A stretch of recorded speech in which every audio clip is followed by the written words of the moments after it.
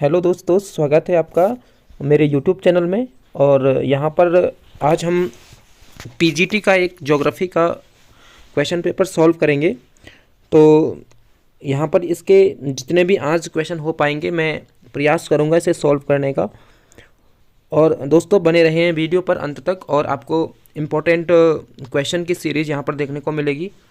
और जैसे कि पीवाईक्यू है तो आप लोग अनुमान भी लगा सकते हैं कि ये किस जिसने अटेंड किया होगा ये पेपर, तो किस स्टेट का ये यहाँ पर पीजीटी का पेपर है, तो कमेंट करना। यहाँ पर हम शुरू करेंगे दोस्तों। हमारा पहला क्वेश्चन है, भारत में हरित क्रांति की शुरुआत निम्न में से किस फसल से हुई थी। तो हरित क्रांति की शुरुआत 1967-68 में भारत में हुई। तो यहाँ पर ये किस फसल के लिए यहाँ पर शुरू की गई थी। सबसे पहले शुरुआत किस फसल के लिए हुई, तो यहाँ पर पहला क्वेश्चन है, पहला ऑप्शन है इसका गेहूँ, और इसका ये सही उत्तर है आपका। वैसे तो आपको मालूम है कि चावल के लिए भी इसमें प्रयास किए गए हरित क्रांति में, लेकिन बाद में सबसे पहले ये गेहूँ के लिए ही शुरू हुई थी। क्वेश्चन नंबर सेकंड है,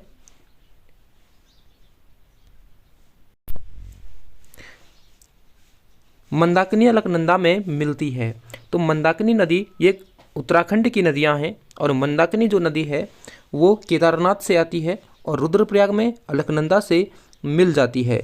दोस्तों यह रुद्रप्रयाग में अलकनंदा से मंदाकिनी का संगम है। तो इसका ऑप्शन नंबर ए इसका सही उत्तर होने वाला है। बढ़ेंगे हम अगले प्रश्न पर।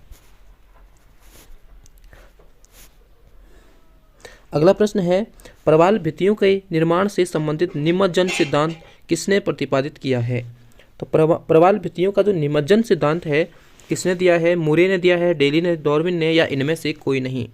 तो प्रवाल भित्तियों का जो निमज्जन सिद्धांत है वो डार्विन ने दिया था। डार्विन ने प्रवाल भित्तियों के निमज्जन सिद्धांत में 3 अवस्थाएं बताई थी, जिसमें उन्होंने समुद्र तट के समुद्र में डूब जाने से प्रवाल भित्तियों के उत्पत्ति का कारण बताया था। नंबर 4 है, क्वेश्चन नंबर 4, निम्नलिखित में से भारत के किस राज्य में 80% से अधिक वन क्षेत्र हैं। तो 80% से अधिक वन क्षेत्र किस राज्य में है। यहाँ पर मिजोरम इसका सही उत्तर हो जाएगा। यदि इस क्वेश्चन में अगर आपको कोई डाउट लगे तो मुझे कमेंट में बताना। वैसे तो 80% मिजोरम में है, लेकिन 80% से थोड़ा ही कम है नागालैंड, अरुणाचल और इन दोनों में। तो मिजोरम इसका सही उत्तर हो जाएगा। अगला प्रश्न है, प्रायद्वीपीय भारत की अधिकांश नदियां किस दिशा में प्रवाहित होती है।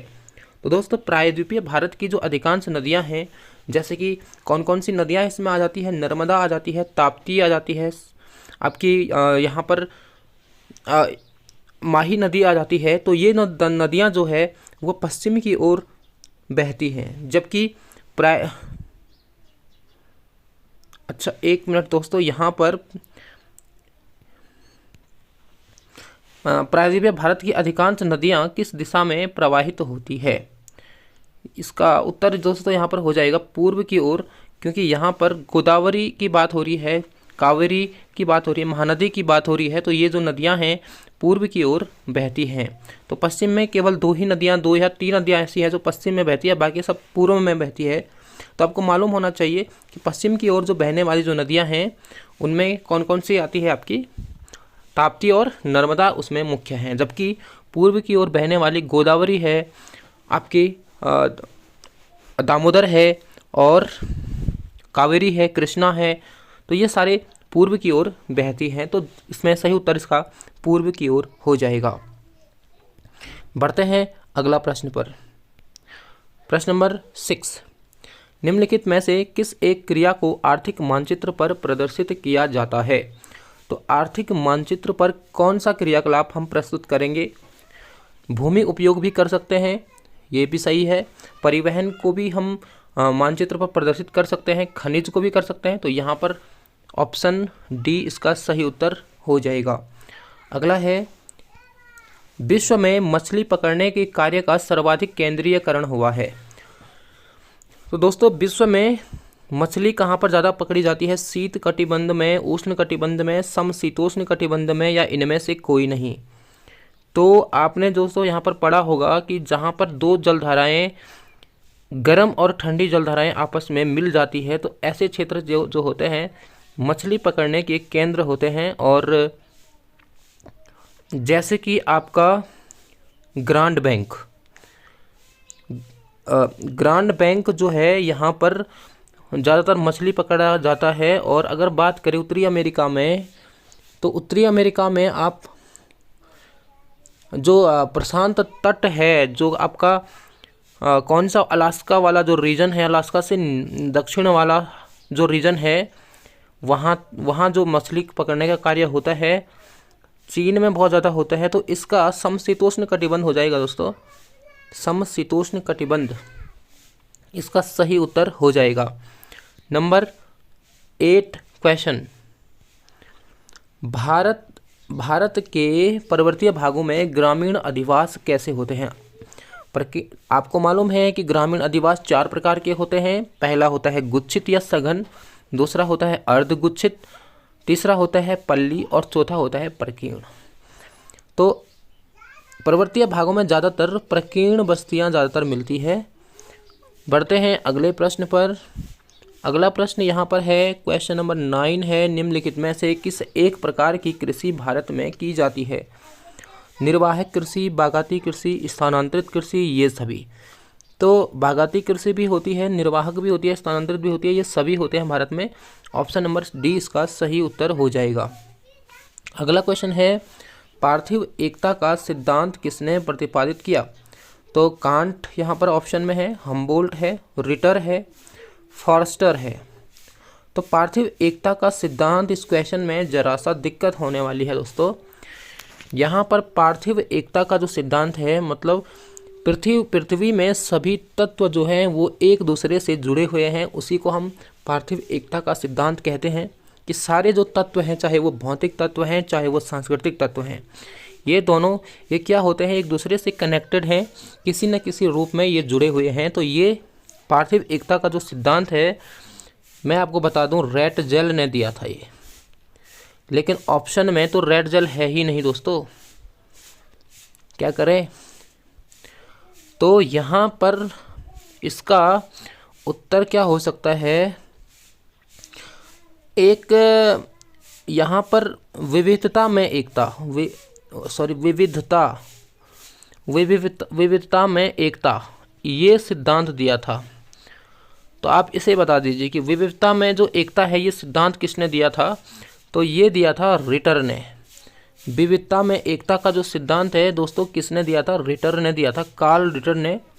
तो इन्होंने ये जो विविधता में जो एकता है, ये सिद्धांत सीधे सीधे पार्थिव एकता के सिद्धांत से संबंधित है। मतलब वही बात पार्थिव एकता के सिद्धांत में कही गई और वही इसमें कही गई।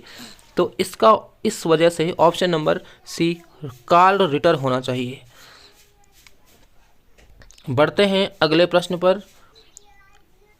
तो अगला प्रश्न है, निम्नलिखित में से कौन एक जनसंख्या परिवर्तन की प्रक्रिया को निर्धारित करता है? तो जनसंख्या परिवर्तन किससे होता है? जन्म दर से होता है, मृत्यु दर और प्रवास। 3 चीज़ें जो है जनसंख्या परिवर्तन को प्रदर्शित करता है। तो इसका ऑप्शन नंबर डी हो जाएगा, ये सभी है। अगला है क्वेश्चन नंबर 12, एंथ्रोपोजियोग्राफी। तो एंथ्रोपोजियोग्राफी जो है, ये पुस्तक बहुत सिंपल यहाँ पर दे रखा है। ये तो सबने सही किया होगा क्योंकि फेमस पुस्तक है। और ये किसकी है? रेड जेल की हैं। ऑप्शन नंबर सी इसका सही उत्तर होने वाला है। क्वेश्चन नंबर नेक्स्ट पर बढ़ते हैं। तो 13 नंबर क्वेश्चन है, बाहर से आकर बसने वाला कहलाता है। बाहर से आएगा तो आकर के जो बसेगा उसे अप्रवासी बोलते हैं, और जो किसी एक स्थान को छोड़ करके बाहर चले जाएगा उसे उत्प्रवास बोलते हैं। तो यहाँ पर अप्रवासी सही उत्तर हो जाएगा। बढ़ते हैं अगले प्रश्न पर।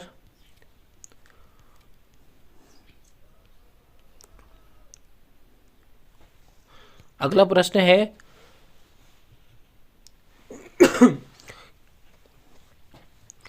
क्वेश्चन नंबर 14 है किसी झील के चारों ओर बसा आदिवासी या ग्राम।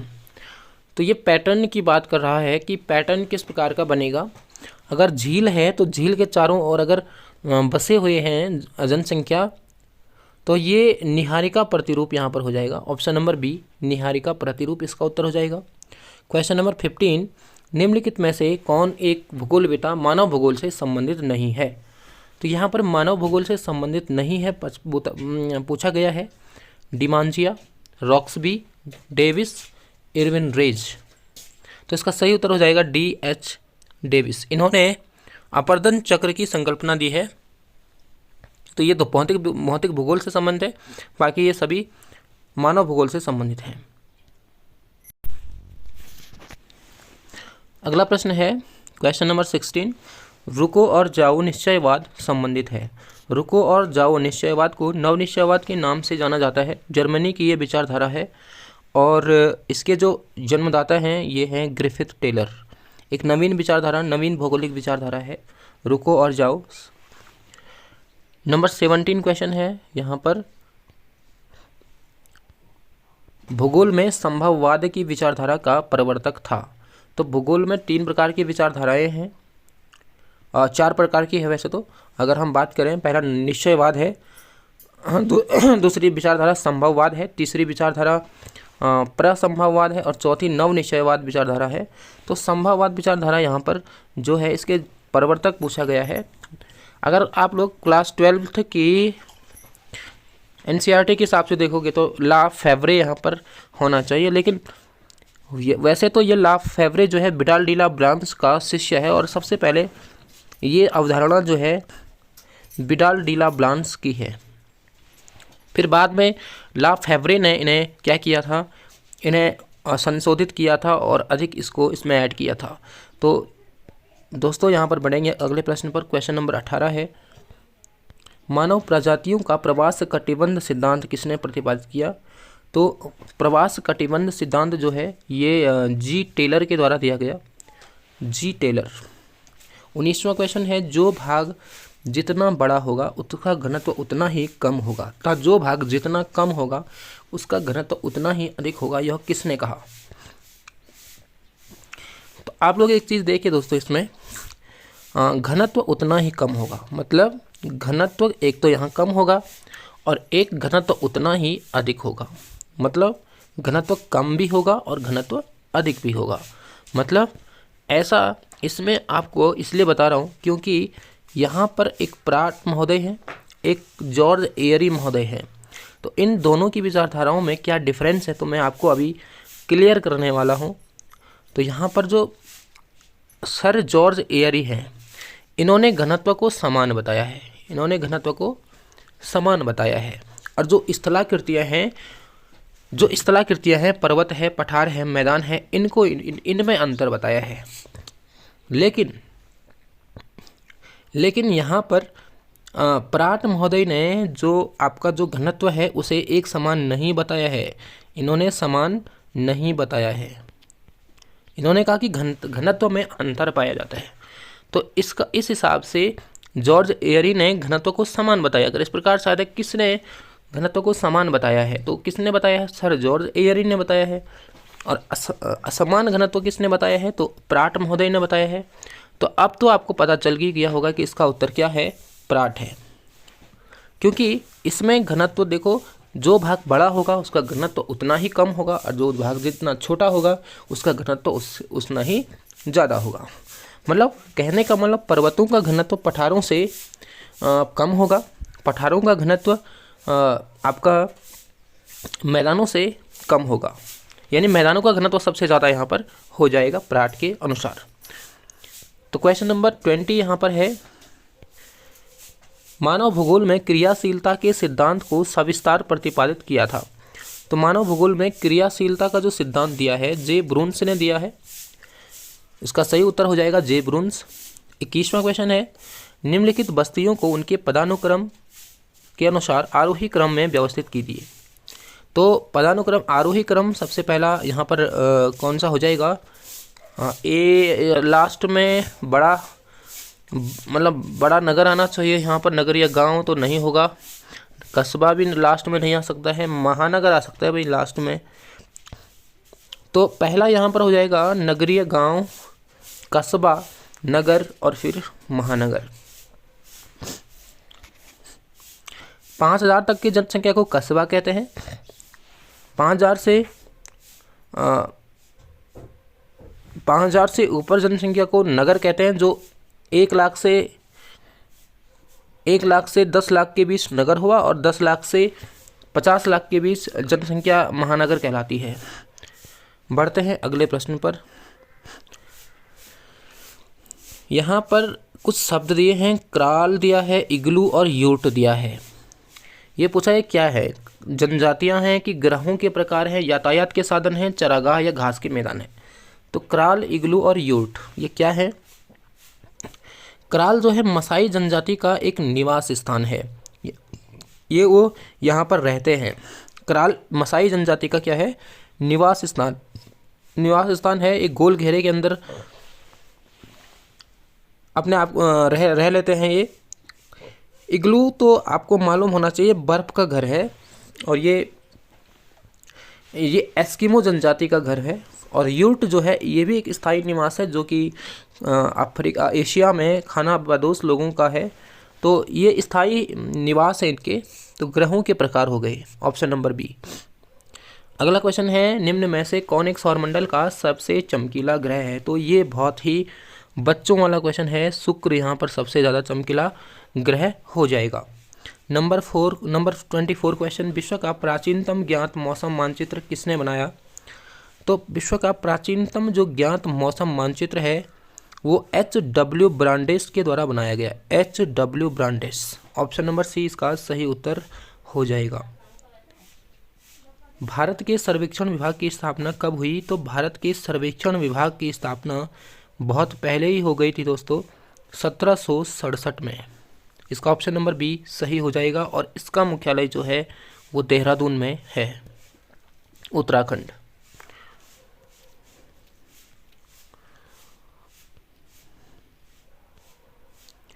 क्वेश्चन नंबर 26, एक इलेक्ट्रोमैग्नेटिक स्पेक्ट्रम की सबसे दीर्घ तरंग निम्न में से कौन सी होती है? इनमें से पूछा गया है दोस्तों कि इन तरंगों में से सबसे ज़्यादा तरंग दैर्घ्य किसकी होती है? तो रेडियो तरंगों की तरंग दैर्घ्य सबसे ज़्यादा होती है। ऑप्शन नंबर सी इसका सही उत्तर हो जाएगा। 27 नंबर क्वेश्चन है, निम्नलिखित में से कौन सा एक यंत्र हवाई फोटोग्राफी में सामान्यतः प्रयुक्त नहीं होता? तो दोस्तों यहाँ पर आप इसका सही उत्तर कमेंट कीजिएगा। मुझे तो अनुमान है, लग रहा है कि पैरेलॉक्स बार होगा। फिर भी किसी को अगर इसका सही उत्तर पता चल जाएगा तो वो कमेंट में बता देना। और मेरे हिसाब से पैरेलॉक्स बार यहाँ पर सही है, क्योंकि स्टीरियो स्कोप भी होता है कहीं ना कहीं यूज, डम्पी लेवल का भी यूज होता है, मल्टीप्लेक्स और पैरेलॉक्स बार में थोड़ा सा कन्फ्यूज़न हो दोस्तों। तो यहाँ पर आप इसका सही उत्तर आप कमेंट में लिख सकते हैं। क्वेश्चन नंबर 28 पर चलते हैं, निम्नलिखित में से कौन सी देशांतर रेखा अंतर्राष्ट्रीय तिथि रेखा मानी गई है? तो बहुत सिंपल क्वेश्चन है, 180 डिग्री देशांतर को अंतर्राष्ट्रीय तिथि रेखा मानी जाती है। क्वेश्चन नंबर 29 है, समान दूरी पर खींची गई समोच्च रेखाएं इंगित करती है। तो समान दूरी पर अगर समोच्च रेखाएं हैं तो उसे समढाल, तो ढाल कैसा होगा? समान होगा। अगर समान दूरी पर समोच्च रेखाएं खींची जाती है तो ढाल समान होता है। और अगर समोच्च रेखा दूर दूर खींची जाती है तो ढाल धीमा होगा। और अगर समोच्च रेखाएं पास पास खींची जाती है तो ढाल इसका तीव्र होगा। तो इतनी बात आप याद रखना, अगर समोच्च रेखाएं समान दूरी पर खींची जाए तो ढाल समान होता है। समोच्च रेखाएं अगर पास पास खींची जाती है तो ढाल तीव्र होता है। और समोच्च रेखाएं अगर दूर दूर खींची जाती है तो ढाल धीमा होता है। तो इस बात को आप ध्यान में रखना। क्वेश्चन नंबर 30, निम्नलिखित में से कौन एक परिच्छेदिकाओं का प्रकार नहीं है? परिच्छेदिकाएं मिट्टी की परत होती है और इसकी यहाँ पर कुछ प्रकार हैं। तो इसमें से पूछा गया है कि कौन सा प्रकार इसका नहीं है। तो संक्रम परिच्छेदिका, ये भी होता है। मिश्र परिच्छेदिकाएँ, ये भी होती है परिच्छेदिका का प्रकार। प्रक्षिप्त परिच्छेदिकाएँ, ये भी होती है, लेकिन सरल परिच्छेदिकाएँ नहीं होती है दोस्तों। ये इसका सही उत्तर हो जाएगा। बढ़ते हैं अगले प्रश्न पर।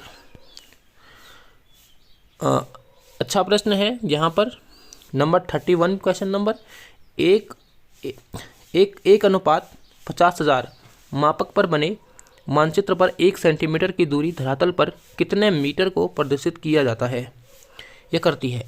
तो यहाँ पर आप लोग जिन्होंने भी यहाँ पर जो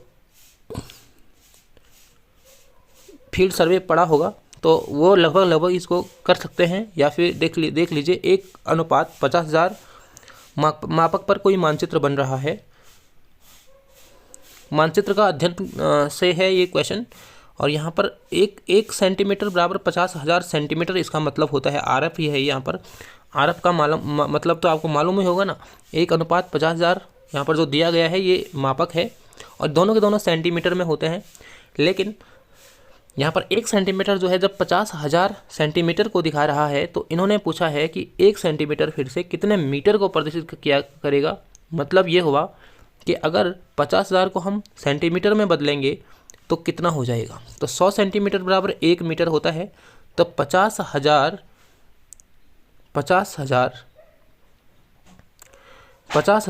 को हम 100 से डिवाइड कर देंगे, तो 2 जीरो से 2 जीरो कट हो जाएगा, तो बचेगा हमारा 500। कितना बचेगा दोस्तों?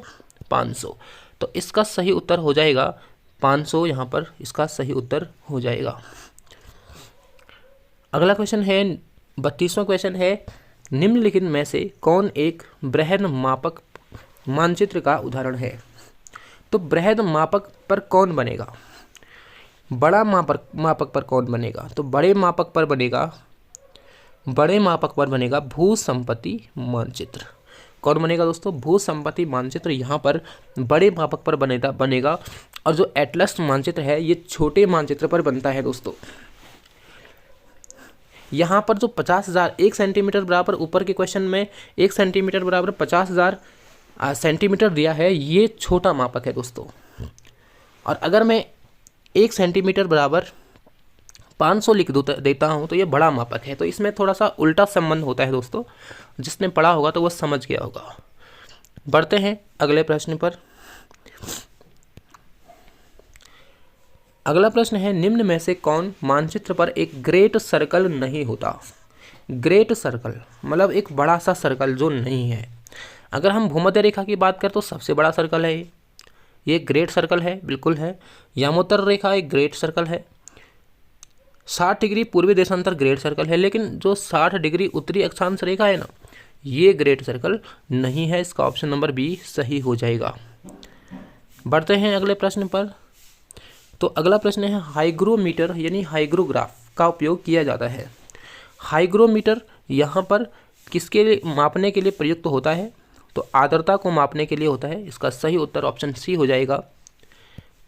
क्वेश्चन नंबर 35 यहाँ पर है, द नेचर ऑफ ज्योग्राफी ये किसकी पुस्तक है? बहुत फेमस पुस्तक है दोस्तों, बहुत ही इंपॉर्टेंट पुस्तक है और आपको जरूर याद रखना है। द नेचर ऑफ ज्योग्राफी हॉटसन की पुस्तक है।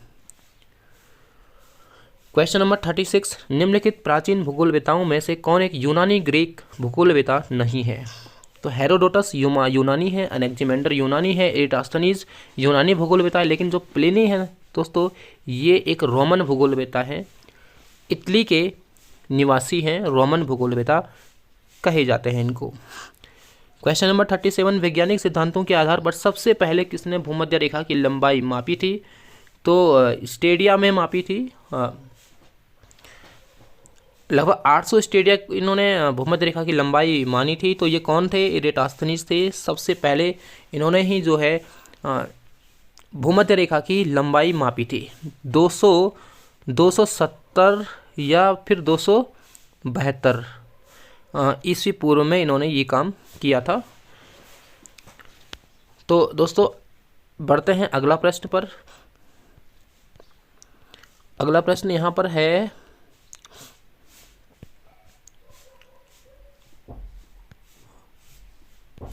अगला प्रश्न यहाँ पर 38 नंबर क्वेश्चन है, निम्नलिखित में से किस वर्ष क्योटो प्रोटोकॉल पर हस्ताक्षर किए गए? तो क्योटो प्रोटोकॉल पर हस्ताक्षर किस वर्ष किए गए? 1987 में, 1992 में, 1997 में, 2001 में। तो यहाँ पर क्योटो प्रोटोकॉल जापान के क्योटो शहर में संपादित किया गया। ग्रीन हाउस प्रभाव को कम करने के लिए, ग्रीन हाउस प्रभाव के लिए जो जिम्मेदार गैसें होती है, कार्बन डाइऑक्साइड और मीथेन जैसी गैसें, इनके उत्सर्जन में कमी लाने से संबंधित एक दस्तावेज तैयार किया गया था जिसको क्योटो प्रोटोकॉल नाम से जाना जाता था। तो ये दोस्तों ऑप्शन नंबर सी इसका सही उत्तर हो जाएगा 1997। अब यहाँ पर आप लोग ज़रा ध्यान से समझिए मैं क्या बोल रहा हूँ। क्योटो प्रोटोकॉल 1997 से पहले, यानी 10 साल पहले, सीधे 10 साल पहले आ जाओ 1987 पर। तो यहाँ पर भी एक सम्मेलन यहाँ पर भी हुआ था जो कि इम्पोर्टेंट सम्मेलन है, और वो है मॉन्ट्रियल प्रोटोकॉल। कौन सा है? Montreal protocol. तो 10 साल का अंतर यहाँ पर सीधे हो जाता है।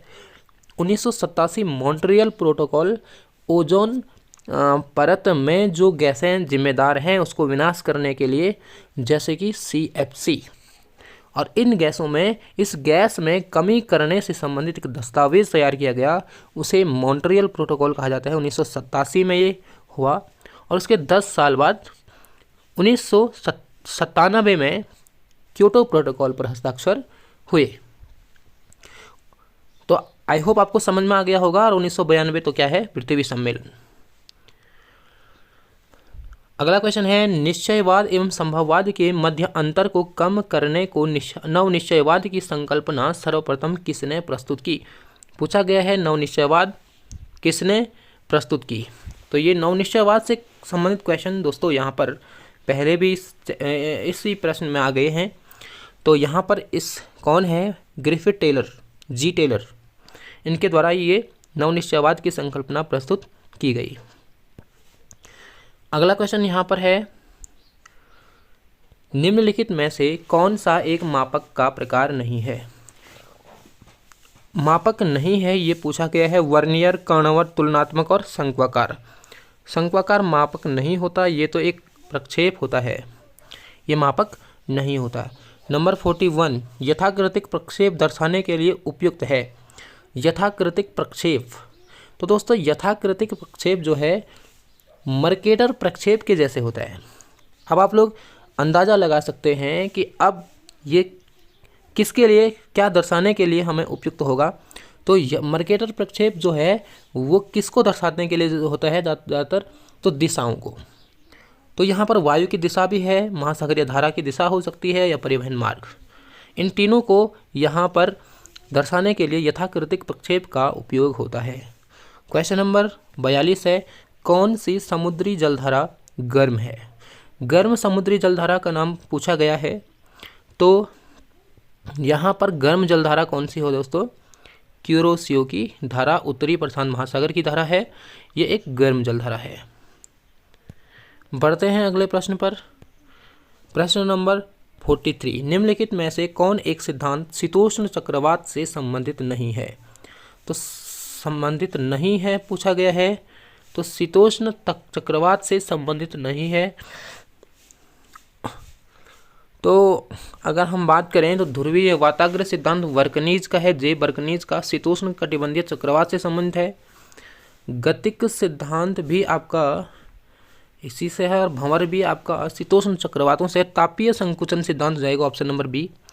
तापीय संकुचन सिद्धांत जो है किससे नहीं है? शीतोष्ण चक्रवात से इसका संबंध नहीं है। क्वेश्चन नंबर 44, चिनूक हवाएं कहाँ पाई जाती है? तो चिनूक हवाएं, जिसको हम हिमभक्षी पवन भी कहते हैं, हिमभक्षी पवन रॉकी पर्वत श्रेणी की जो बर्फ़ है उसको पिघला करके ये जो गर्म पवन है वो बर्फ़ पिघलाती है, और बर्फ़ निचली ढालों में क्या कर देती है? हरा भरा मौसम, हरा भरा इन्वायरमेंट क्रिएट करती है। तो कहाँ, आप समझ ही गए होंगे कहाँ है? उत्तरी अमेरिका में है। क्वेश्चन नंबर 45 यहाँ पर है, कोपेन के अनुसार किस प्रकार की जलवायु बी प्रकार की जलवायु है? तो बी के कैटेगरी में उन्होंने शुष्क जलवायु वाले प्रदेशों को रखा था। तो ऑप्शन नंबर सी इसका सही उत्तर हो जाएगा। ऑप्शन नंबर सी इसका सही उत्तर हो जाएगा। या फिर मध्य अक्षांशीय आर्द्र जलवायु, उष्ण एवं अर्धशुष्क जलवायु, तो बी में नहीं, शुष्क जलवायु है। ऑप्शन नंबर सी इसका सही उत्तर हो जाएगा। अगला क्वेश्चन है 46 निम्नलिखित में से कौन सा मानव निर्मित पारिस्थितिकी तंत्र है। तो मानव निर्मित जो है वो कौन सा है। तो यहाँ पर घास का मैदान यहाँ पर मानव निर्मित नहीं हो सकता, वन भूमि मानव निर्मित नहीं हो सकता, सस्य भूमि, हाँ बिल्कुल सस्य भूमि पारिस्थितिक तंत्र जो है वो मानव निर्मित होगा। नंबर 48 पृथ्वी के अभ्यंतर के बारे में सबसे सटीक प्रमाण मिलता है। तो पृथ्वी का जो आंतरिक भाग है सबसे सटीक जानकारी हमें किससे मिलेगा। अब इनमें से तो ज्वालामुखी उद्गार से भी मिलता है सटीक जानकारी, घनत्व, दाब और ताप से भी जानकारी मिलती है, भूकंप विज्ञान से भी मिलती है। तो सटीक सबसे ज़्यादा होगा इसमें भूकंप विज्ञान, जिसमें कि PSL तरंगों का हम जिक्र करते हैं। तो यहाँ पर भूकंप विज्ञान इसका सही उत्तर होने वाला है। तो दोस्तों आई होप आपको वीडियो समझ में आई होगी। कैसे लगे हमारे आज के क्वेश्चन आपको। तो दोस्तों हमारे चैनल से जुड़े रहने के लिए आपको हमारा चैनल जो है सब्सक्राइब करना होगा और बेल आइकन को भी प्रेस कर दें। Thank you, thanks for watching.